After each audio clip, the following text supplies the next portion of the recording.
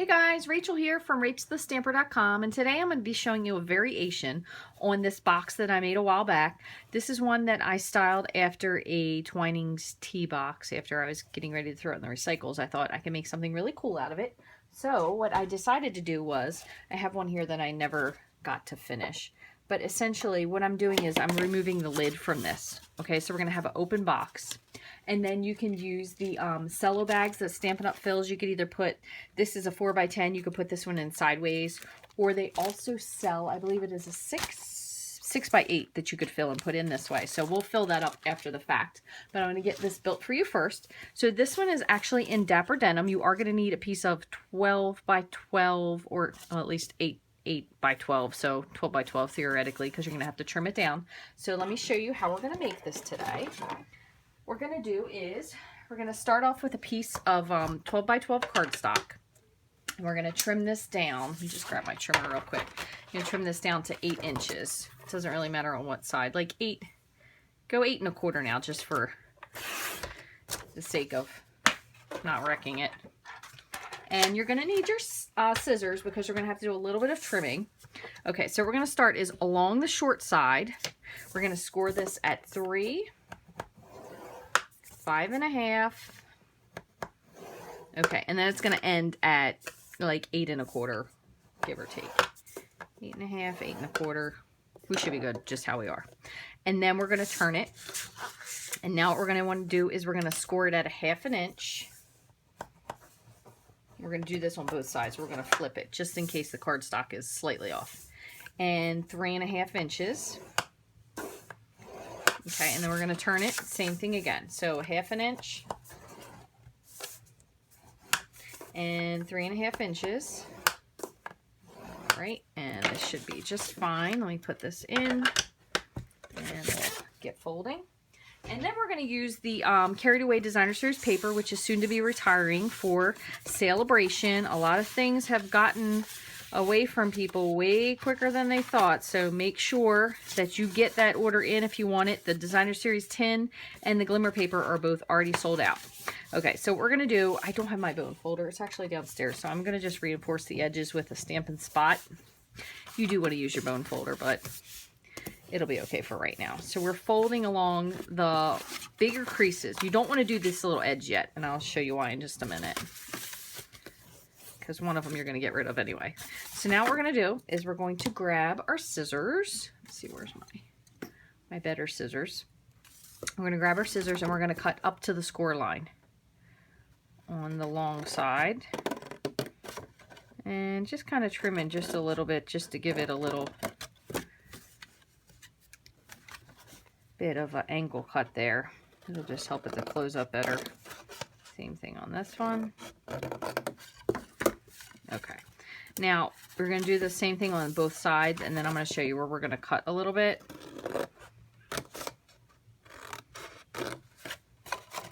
This is actually my second time starting. The first time I scored it along the wrong score line, and I was like, well, you could fix it, which theoretically you could, but I try to make these as sensible as I can, and I know they don't always make sense, but I do try to do my best, so I just figured I'll start over and make that into something else. So you are going to want to fold this score line now because this is going to hold our box in place. So you're going to fold that on both of the middle ones. Okay, and then these are going to fold in, so we're going to go ahead and trim these off. So you can, it doesn't really matter what, just give them a trim about halfway up and just give them another little angle cut on the inside so they fold in better. Same thing on this one, give it a little trim and then a little angle on the inside. So you'll see both of these will fold in really nicely, and then this is going to just hold it in place. So they don't really need to be matching. And then same for this one. So we're going to give the front edge a trim.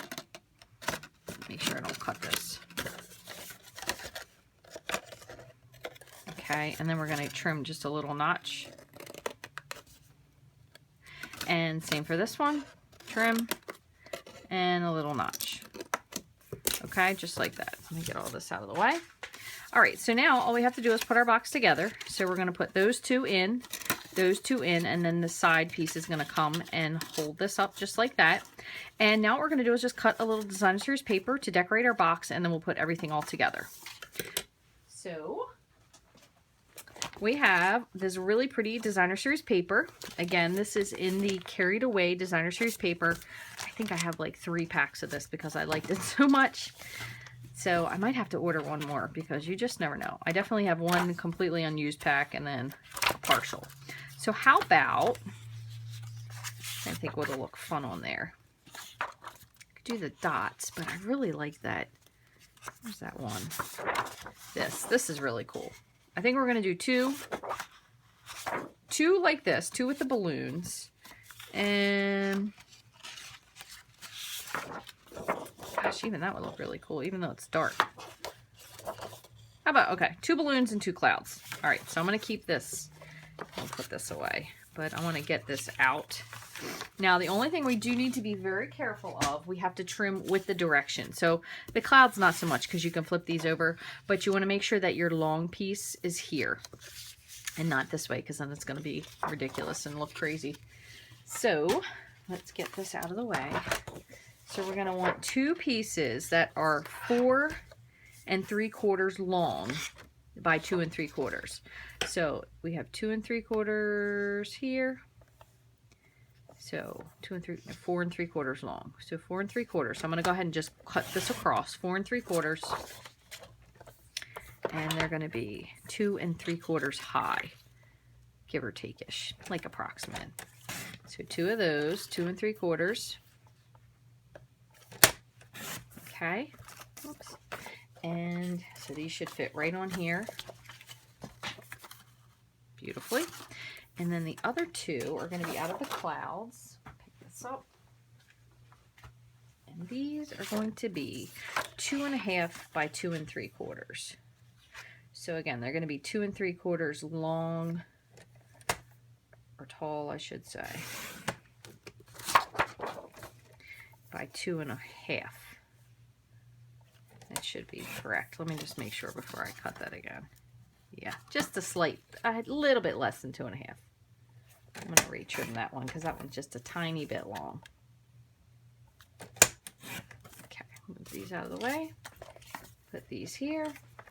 All right, and then all we have to do is also figure out what type of a sentiment we want to put on it. It could be something easy, something, well, you know, really whatever you want. My only thing is we're going to put this designer series paper on now because sometimes I find that when you're pressing it on and the box is made, it's really hard to get a nice firm stick. So we're going to go ahead and put this on right now. That way it'll be on there really nicely. So we're going to use some fast fuse. Yeah, now that I think about it, I love that side right there. So I definitely am going to have to order another package of this. You do want to make sure that you put your stuff on so it is facing the correct direction. So make sure you take your time, pay attention, even if you have to put it together and then take it back apart just to make sure it's all facing upward. So these clouds are all floating up. This is most important when you're going to do these front and back pieces here. So I'm going to put this one on first.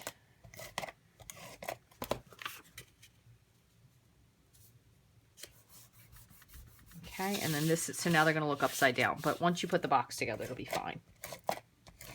Okay, so again, we want your balloons facing up.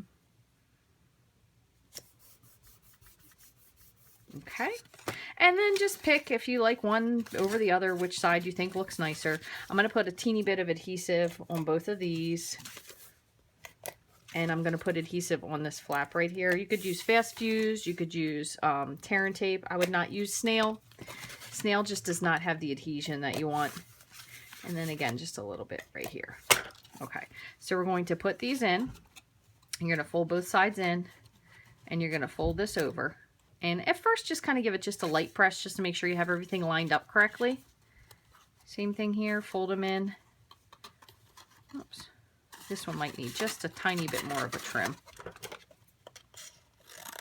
There we go. I just don't want this to poke and then it kind of loses the squareness of the box. See if I have that straight. So just a light press. And then when you get it, to make sure you have it where you want it. You can always flip these too. If they seem like they match up better the other way, you can take them out and swap them. This just needs just a little bit more of a press in to get it square. And it's just not wanting to line up right away. There we go. Okay, so once you do, just give it a really firm press. You can even go over it with your bone folder on both sides just to make sure that all the edges stay together. So there you go. You have your little box just like that. You could stamp any sort of a little sentiment on it. You could even wait and put a little tag on it. So I'm going to show you two things.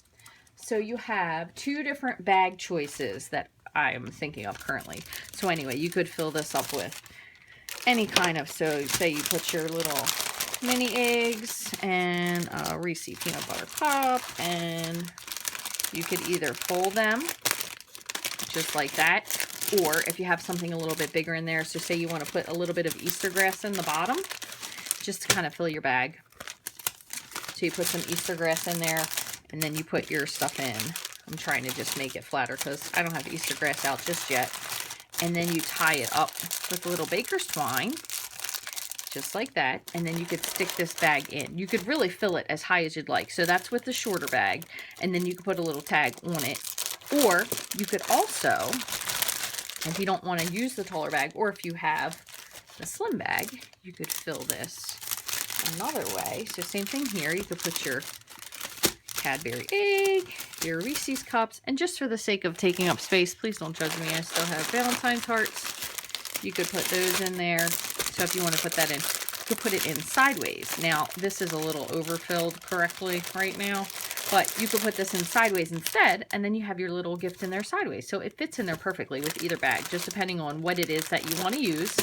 And then you could take your bag. So we'll do this for now.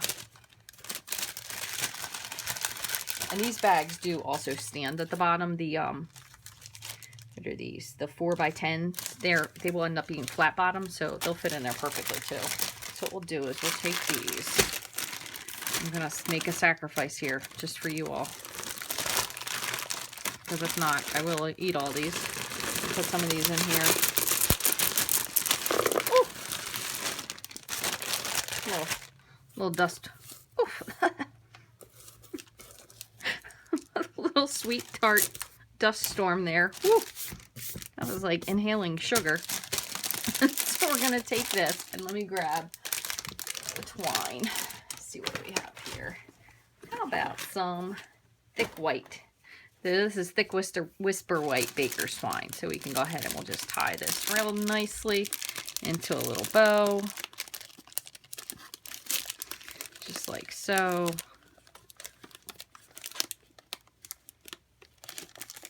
Wow, I think that is like one of the quickest, nicest backwards bow I ever tied so fast. So we'll trim this off just like that.